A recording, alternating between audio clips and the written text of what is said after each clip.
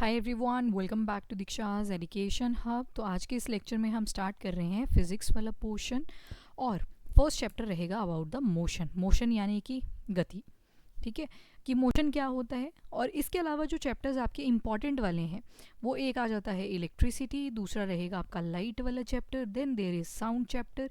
ये कुछ ऐसे चैप्टर हैं तीन के तीन जिसमें से क्वेश्चन आते ही आते हैं आपके जितने भी स्टेट के एग्जाम्स हैं। मोशन में से जो जनरली क्वेश्चन आते हैं वो आते हैं क्वांटिटी बेस्ड, कि कोई चीज़ स्केलर क्वांटिटी है या वेक्टर क्वांटिटी है, उसको देखना पड़ेगा पर हमें पहले लेक्चर के अंदर। तो अगर फिजिक्स के अंदर मोशन की बात करें तो मतलब ऑब्जेक्ट जो है वो अपनी पोजीशन को कैसे टाइम टू टाइम चेंज कर रहा है। एग्जाम्पल के साथ समझते हैं। एक टाइम है जब आप यहाँ पे खड़े हो, पोजीशन ए के ऊपर खड़े हो या अपने घर के अंदर खड़े हो। थोड़ी देर के बाद आप चले गए अपनी स्कूल की बिल्डिंग में, तो आपने यहाँ पे क्या किया, अपनी पोजीशन को चेंज किया। ठीक है, पोजीशन आपने यहाँ पे अपनी चेंज कर दी। तो ये पोजीशन जो आपने चेंज करी है वो कैसे करी है, वो आपने मोशन करके करी है। आप यहाँ से लेके यहाँ तक चल के गए तो finally you changed your position. उसके अलावा रेस्ट पे भी हो सकती है कोई बॉडी, या तो रेस्ट पे होगी या तो मोशन के ऊपर होगी। और रिलेटिवली अगर आप देखो तो मतलब डिफरेंट टाइम पे हम डिफरेंट मूवमेंट्स करते हैं, कभी रेस्ट पे होते हैं कभी मोशन में होते हैं। सो जो मूवमेंट होती है it do very. Just give me a second guys, the light is fluctuating.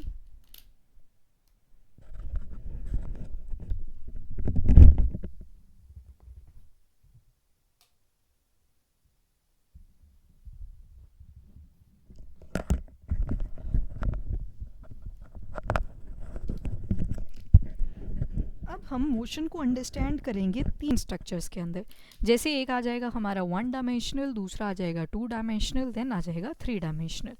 One dimension का मतलब है जब हम स्ट्रेट लाइन के ऊपर बात कर रहे हैं। टू डायमेंशन को आप कैसे अज्यूम कर सकते हो, जैसे हमारे पास पेपर होता है ना, तो पेपर क्या रिप्रेजेंट करता है, 2D स्ट्रक्चर। जैसे हमने मैप की, हमारे पास एटलस की बुक होती है तो सारी चीज़ें हमने उसी पे ड्रॉ करी होती है ना, चाहे हिल है माउंटेन है। पर अगर अर्थ को ओरिजिनली आप देखोगे हम तो 3D फॉर्म में रहते हैं सारे। तो स्क्वायर को आप रिप्रेजेंट कर सकते हो टू डायमेंशन के लिए। एंड जो क्यूब होता है, क्यूब को हम कुछ ऐसे ड्रॉ करते हैं लाइक दिस।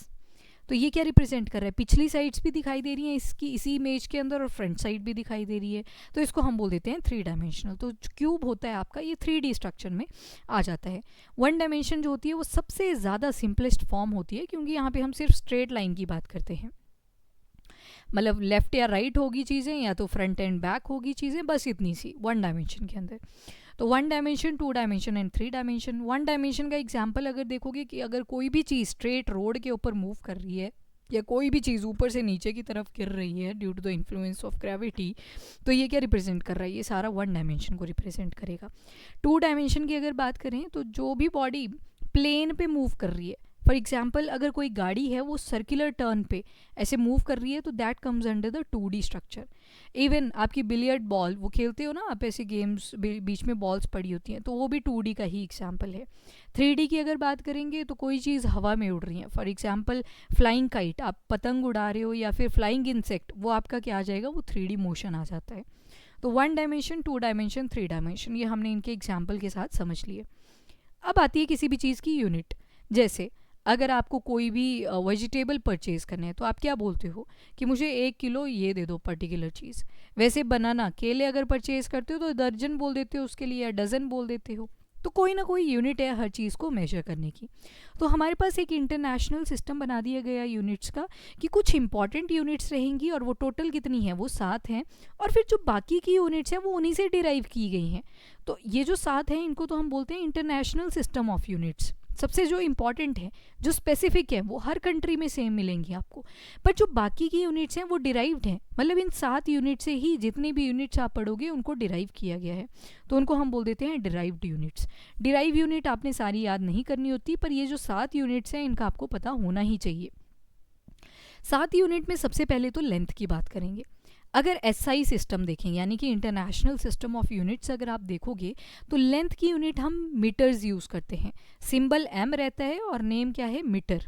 ठीक है, तो ये आगे हमारी फर्स्ट वाली जो यूनिट रहेगी दैट इज़ मीटर। तो एसआई सिस्टम के अंदर मीटर है, ना किलोमीटर है ना सेंटीमीटर है, क्या है हमारे पास रहेगा मीटर। मीटर के फॉर्म में हम यूज़ करते हैं चीज़ों को। फिर इससे ही डिराइव करी गई हैं, किलोमीटर कितना होगा, सेंटीमीटर कितना होगा, मिलीमीटर कितना होगा, वो सब किससे डिराइव करा गया, मीटर। फॉर एग्जांपल जब आप नैनो टेक्नोलॉजी पढ़ते हो तो वहाँ पे हम बोलते हैं 10⁻⁻⁹ मीटर, तो मीटर की यूज़ करके ही हम सारी यूनिट्स को डिराइव करते हैं बाद में। जैसे मास है किसी चीज़ का, वज़न है, तो उसके लिए जो एसआई यूनिट यूज़ करी गई है वो है किलोग्राम। अब दूध होता है, जैसे मिल्क होता है, तो कहीं बोलते हैं 1 लीटर दूध दे दो, कहीं बोल देते हैं 1 किलो दूध दे दो, तो किलो इज़ करेक्ट, क्योंकि किलोग्राम, लिक्विड के लिए तो लीटर यूज़ कर लेते हैं ना। इवन बैग की कैपेसिटी, आपके जो ये बैग्स होते हैं, स्कूल बैग हो गए, लगेज हो गए, इनको भी तो लीटर बोलते हैं, तो वहाँ पे तो लिक्विड नहीं था, तो वो यूनिट वेरी कर सकती है, पर मास की जो एसआई यूनिट है वो क्या है, किलोग्राम। तो एक तो हमने देख ली लेंथ की एसआई यूनिट क्या है, मीटर है। दूसरी हमने पढ़ ली मास की, मास की है हमारे पास किलोग्राम, ठीक है, जो एसआई यूनिट है वो हमारे पास किलोग्राम है। वहीं पे टाइम की ना तो आवर है ना मिनट है, ये है आपकी सेकंड। सेकंड जो होती है या एस से जिसे हम सिंबल यूज़ करते हैं, तो वो टाइम की एसआई यूनिट आ जाएगी। इलेक्ट्रिक करंट के बिना तो कुछ चीज़ पॉसिबल ही नहीं है, इलेक्ट्रिसिटी पॉसिबल ही नहीं है, तो उसके लिए जो यूनिट यूज़ करी जाती है वो है ampere. Ampere was the scientist जिसने करंट की डेफिनेशन वगैरह, यूनिट्स वगैरह दिए थे, तो उन्हीं के नाम पे है एम्पियर, और सिंबल है इसके लिए ए, कैपिटल ए। उसके अलावा टेम्परेचर की जब भी बात होगी, थर्मोडाइनमिक टेम्परेचर, मतलब जो टेम्परेचर है वो चेंज करता रहता है, तो जब भी टेम्परेचर की बात आएगी तो डिग्री सेल्सियस हम जनरली यूज़ करते हैं, या फिर डिग्री सेल्सियस ना बोल के फ़ारेनहाइट्स यूज़ कर लेते हैं जब भी हमें बुखार आता है या कोई भी हमें टेम्परेचर चेक करना होता है। पर एसआई सिस्टम में है केल्विन, केल्विन से डिग्री सेल्सियस निकाला जाता है, केल्विन से ही आपका फ़ारेनहाइट निकाला जाता है। तो हम तो डिग्री सेल्सियस और फ़ारेनहाइट यूज़ कर लेते हैं, पर मेन यूज़ कहाँ पे है टेम्परेचर्स का, वो है हमारी लैब्स के अंदर। तो लैब्स में जब भी टेम्परेचर पढ़ते हैं तो वो होता है इन केल्विन। केल्विन में साइंटिफिक जो भी स्केल्स होती हैं वहाँ पे हम केल्विन यूज़ करते हैं। डिग्री सेल्सियस भी यूनिट है आपके टेम्परेचर की, फ़ारेनहाइट भी टेम्परेचर की ही यूनिट है, पर डिफरेंस कहाँ पे आ रहा है, डिफरेंस आ रहा है कि एसआई सिस्टम कौन सा है, जो इंटरनेशनली हम यूज़ करते हैं वो कौन सी है, तो टेम्परेचर की आ गई केल्विन। वैसे अमाउंट ऑफ सब्सटेंस, कितना सब्सटेंस है अपने पास, तो उसको रिप्रेजेंट किया जाता है कि कोई भी चीज़ हमारे पास कितनी है, तो वो यूज़ करी जाती है मोल्स में।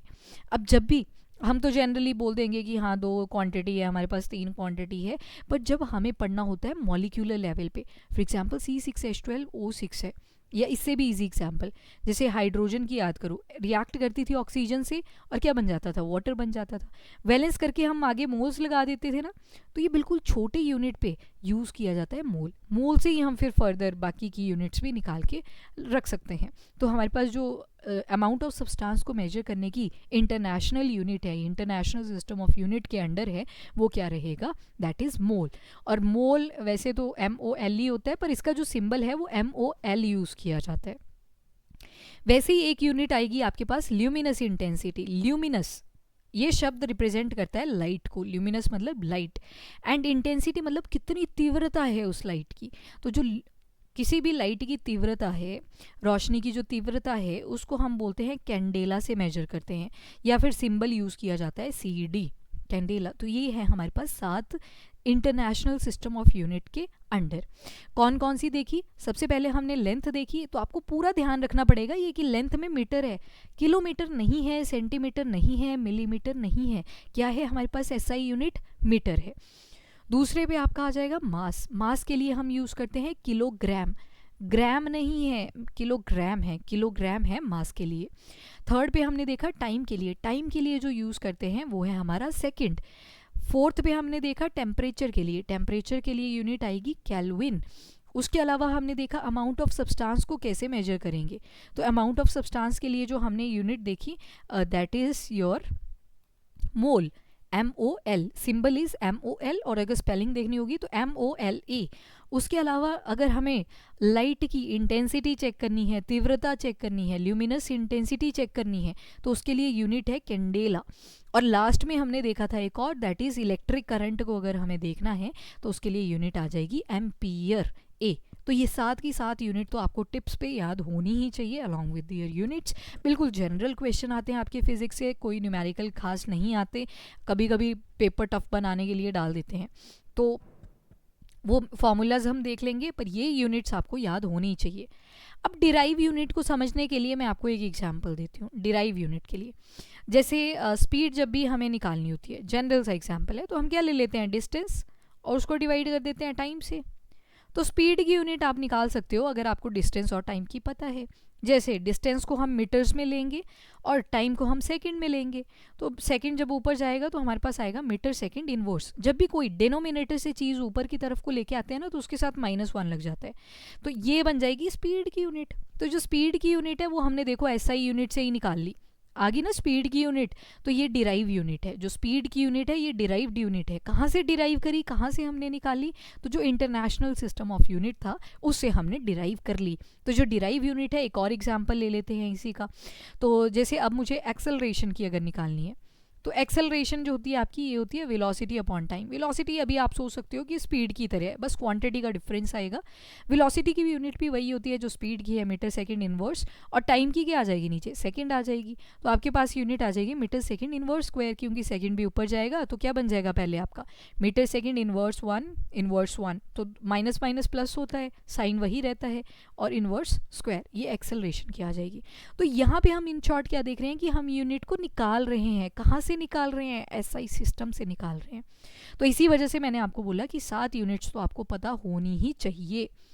अब जैसे मैंने आपको बोला केल्विन, SI यूनिट में जब हमने टेम्परेचर की यूनिट देखी तो वो तो केल्विन थी, पर केल्विन से डिग्री सेल्सियस कैसे निकालें, डिग्री फ़ारेनहाइट कैसे निकालें, तो उसके लिए हम 2 फॉर्मूले याद रखेंगे, उससे आपका सारा डिराइव कर जाएगा।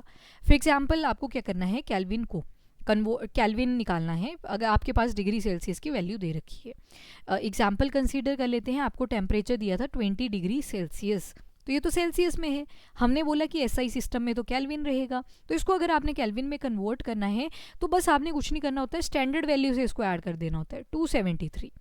ठीक है, तो 273 से जैसे आप ऐड करोगे तो केल्विन में कितनी आ जाएगी आपके पास वैल्यू, 293 केल्विन।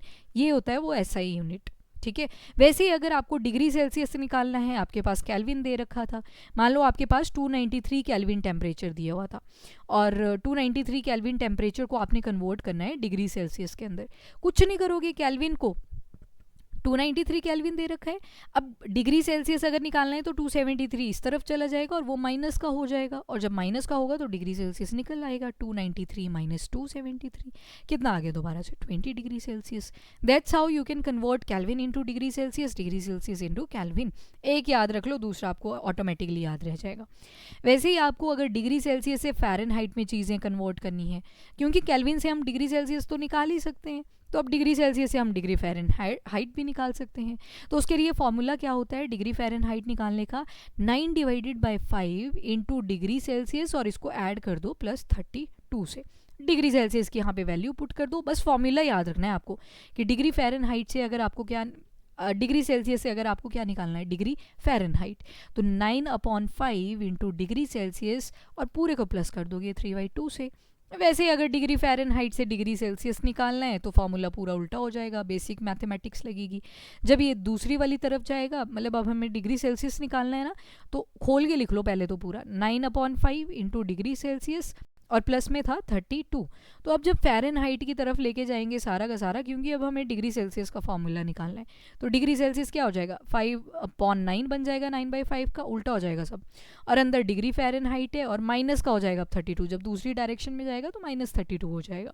तो ये आपका फॉर्मूला आ जाएगा डिग्री सेल्सियस से, अगर आपको डिग्री सेल्सियस निकालना है from the Fahrenheit. In short आपको बस फॉर्मूला याद रखना है, एक ये वाला फॉर्मूला याद कर लो और एक ये वाला फॉर्मूला याद कर लो, इससे आपके सारे क्वेश्चन सॉल्व हो जाएंगे टेम्परेचर रिलेटेड। डिग्री सेल्सियस निकालना है अगर डिग्री फ़ारेनहाइट से तो 9/5 इंटू डिग्री सेल्सियस +32, और अगर डिग्री सेल्सियस से केल्विन निकालना है तो बस डिग्री सेल्सियस के अंदर 273 ऐड ऑन कर देना है। तो दैट्स हाउ ये जो है वो आपका आंसर आ जाएगा। उसके बाद नेक्स्ट चलते हैं, अब हमारे पास कुछ क्वांटिटीज़ आएंगी। जैसे जब भी आप पढ़ते हो ना फिज़िक्स के बारे में, तो फिज़िक्स में हम देखते हैं 2 वैल्यूज़ आती हैं, एक आती है डिस्टेंस और दूसरी आती है डिस्प्लेसमेंट। डिस्टेंस जो होता है वो एक्चुअल पाथ होता है, एक्चुअल पाथ से पहले हम समझेंगे डिस्प्लेसमेंट। फॉर एग्जांपल ये कोई राम है और यहाँ पे श्याम है, राम से श्याम के घर को ये रास्ता आ गया, राम ने क्या किया, वो श्याम के घर तक गया और दोबारा से इसी रास्ते से वापस आ गया, तो डिस्प्लेसमेंट तो आपकी 0 हो जाएगी। पर जब डिस्टेंस देखोगे ना, तो राम से अगर श्याम का घर कितना था, 5 किलोमीटर था। तो ये पहले 5 किलोमीटर श्याम के घर तक गया, फिर श्याम के घर से वापस अपने घर तक आया। तो जब राम वापस आया ना श्याम के घर से, तो दोबारा से 5 किलोमीटर ही उसने ट्रैवल किया होगा। तो यहाँ पे अपने पास 10 किलोमीटर हो जाएगा टोटल। वहीं पे डिस्प्लेसमेंट 0 हो जाती है। तो जो डिस्प्लेसमेंट होती है ना, ये शॉर्टेस्ट डिस्टेंस को रिप्रेजेंट करती है, और जो डिस्टेंस होती है वो टोटल लेंथ को रिप्रेजेंट करती है। तो 5 किलोमीटर तो यहाँ पे काउंट होगा, पर जब वो वापस आ जाएगा तो वो 0 काउंट होगा डिस्प्लेसमेंट के हिसाब से। अगर श्याम के ही घर पे जाके रुक जाता है तो श्याम के ही घर पे जाके रुक जाएगा, तब तक तो डिस्प्लेसमेंट है, शॉर्टेस्ट डिस्टेंस है। पर जैसे वापस आएगा उसी रास्ते के थ्रू, तो वो जो होगा वो डिस्प्लेसमेंट बन जाएगा, यानी कि यहाँ पे डिस्टेंस जो है वो 0 हो जाएगा, डिस्प्लेसमेंट जो है वो 0 हो जाएगा। जबकि डिस्टेंस में आप टोटल निकालोगे, अगेन इसको समझते हैं, डिस्टेंस और डिस्प्लेसमेंट थोड़ा सा थिन लाइन डिफरेंस है। ये है राम का घर और यहाँ पे है श्याम का घर, यहाँ पे भी है राम का घर और यहाँ पे है श्याम का घर। राम के घर से श्याम के घर का डिस्टेंस है 5 किलोमीटर।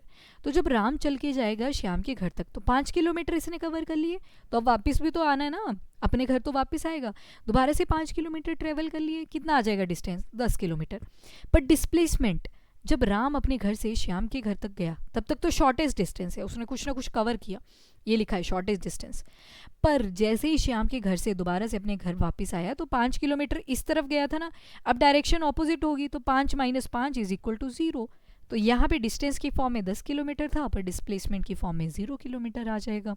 तो डिस्प्लेसमेंट जो होता है ये आपका डायरेक्शन मैटर करता है यहाँ पे, बट डिस्टेंस के केस में आपका डायरेक्शन जो है वो मैटर नहीं कर रहा। तो अभी डिस्टेंस जो है उसको हम बोलते हैं स्केलर क्वांटिटी। स्केलर क्वांटिटी का मतलब है सिर्फ मैग्नीट्यूड पे फोकस है। मैग्नीट्यूड क्या है, 5 किलोमीटर, 5 किलोमीटर जाने का, 5 किलोमीटर आने का, डायरेक्शन मैटर नहीं की यहाँ पे। पर वहीं पे अगर डिस्प्लेसमेंट देखोगे तो it is a vector quantity, magnitude के साथ डायरेक्शन भी मैटर करेगी। तो अगर डायरेक्शन पहले इस तरफ को थी, दूसरी इस तरफ को आ गई, तो दोनों एक दूसरे को कैंसिल कर देंगी, और वही डायरेक्शन होनी चाहिए जिसमें वो गया था। तो ये दोनों एक दूसरे को कैंसिल करेंगी, हेंस आपके मैग्नीट्यूड भी माइनस हो जाएंगे और आंसर आ जाएगा 0। तो आपका जो डिस्टेंस है इट इज़ स्केलर क्वांटिटी, और जो आपका डिस्प्लेसमेंट है it is vector quantity.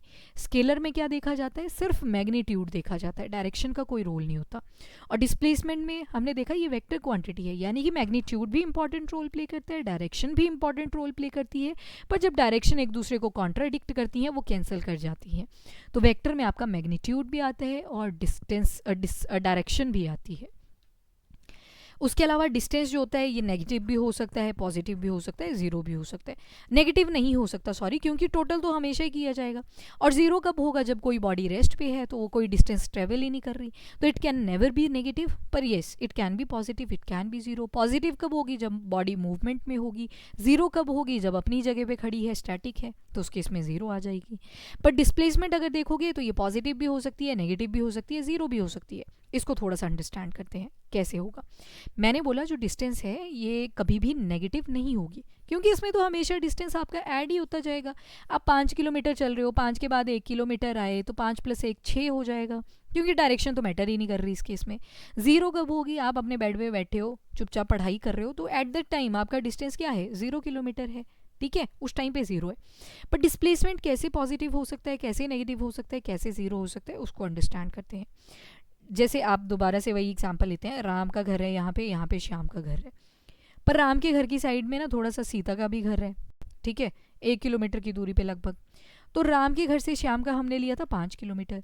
Ram के घर से राम निकला और श्याम के घर चला गया, कितने, 5 किलोमीटर। पर जब वापस आया तो यहाँ तो 0 किलोमीटर हो जाएगा, 5 - 5 0। अब राम ने क्या किया, अपने घर नहीं गया, यहाँ तक का डिस्टेंस तो 5 ही किलोमीटर था राम के घर तक, पर ये चले गए सीता के घर। तो यहाँ पे अब 1 और किलोमीटर एडिशनल हो रहा है, तो आपको दिखेगा -1 किलोमीटर, ठीक है, यहाँ पे -1 हो जाएगा। तो डिस्प्लेसमेंट जो है इट कैन बी नेगेटिव, क्योंकि डायरेक्शन के बेसिस पे है, पीछे की डायरेक्शन में था। जो डिस्टेंस होता है 2 पॉइंट्स के बीच में, वो सेम भी हो सकता है, डिफरेंट भी हो सकता है, डिपेंड करता है आप कौन से रास्ते से गए। अगर राम और श्याम के घर से एक सीधा रास्ता था सड़क के थ्रू, और एक घूम के रास्ता था ताकि आप टाइम लेके जाओ आराम से, तो दोनों ही ऐड होंगे, डजेंट मैटर कौन सी डायरेक्शन पकड़ी। पर डिस्प्लेसमेंट के केस में दोनों जो पॉइंट है वो सेम होने चाहिए। जैसे राम से श्याम के घर का जो डिस्टेंस है वो 5 किलोमीटर जाने का भी और आने का भी, आप घूम के नहीं आ सकते, तो that's why it is known as the shortest distance. अब स्केलर और वेक्टर क्वांटिटी क्या होती है, तो स्केलर क्वांटिटी जो सिर्फ किस पे डिपेंड करती है, मैग्नीट्यूड के ऊपर, पर डायरेक्शन का कोई रोल नहीं होता। वेक्टर के केस में मैग्नीट्यूड भी होता है और डायरेक्शन भी होता है। स्केलर जो होती है वो नॉर्मल अलजेब्रा से आप करते हो, कैलकुलेटर यूज़ करके निकाल सकते हो, पर वेक्टर्स के लिए स्पेसिफिक अलजेब्रा होते हैं, वहाँ पे डायरेक्शन बार बार मैटर करेगी। जैसे जब भी आप वेलोसिटी लिखोगे उसके ऊपर ऐसे डायरेक्शन सी लगाई होती है, इसका मतलब होता है कि वेलोसिटी भी क्या है, वेक्टर क्वांटिटी है, डिस्प्लेसमेंट भी क्या है, वेक्टर क्वांटिटी है, डायरेक्शन रिप्रेजेंट करता है ये एरो जो होता है। और जो स्केलर क्वांटिटी होती है वो सिर्फ मैग्नीट्यूड में हम देखते हैं, जबकि वेक्टर हम डायरेक्शन और मैग्नीट्यूड दोनों में देख रहे हैं। जब भी दो स्केलर क्वांटिटी को आप ऐड करोगे आपके पास हमेशा स्केलर क्वांटिटी आएगी, पर जब दो वेक्टर क्वांटिटी को आप ऐड करोगे तो वहाँ पे या तो वेक्टर आएगी या तो स्केलर भी आ सकती है। वेक्टर कब आएगी, जब दोनों की डायरेक्शन एक दूसरे को कॉन्ट्राडिक्ट कर जाएंगी, तो डायरेक्शन से डायरेक्शन कट जाएगी, आपके पास आंसर स्केलर आएगा। अब कमिंग एग्जाम्पल जब आएंगे तब हम इसकी एग्जाम्पल भी देखेंगे और ज़्यादा। और कई बार क्या होगा, वेक्टर के साथ हो सकता है आपकी स्केलर क्वांटिटी हो तो आपका वेक्टर आ सकता है। एग्जाम्पल जैसे मैंने स्टार्टिंग में आपको एक्सेलरेशन बताया, अब वेलोसिटी तो यहाँ पे वेक्टर क्वांटिटी थी, पर टाइम नीचे कैसा था, ये स्केलर क्वांटिटी था। ठीक है, तो ऊपर वेक्टर है नीचे स्केलर है, पर जब यूनिट आई थी तो वो वेक्टर आ गई थी। ठीक है, एक्सेलरेशन भी कैसी है, वेक्टर क्वांटिटी है। तो ये आपका स्केलर और वेक्टर क्वांटिटी है।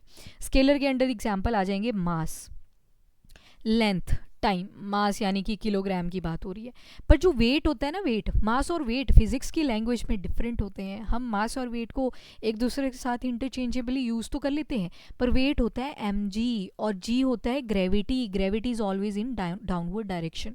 आप कोई भी चीज़ ऊपर को फेंक रहे हो, जंप लगा रहे हो, हमेशा नीचे की तरफ आ रहे हो, तो वहाँ पे क्या आ गई, डायरेक्शन आ गई। तो वेट जो होता है वो क्या होता है, it is vector in nature, vector quantity है।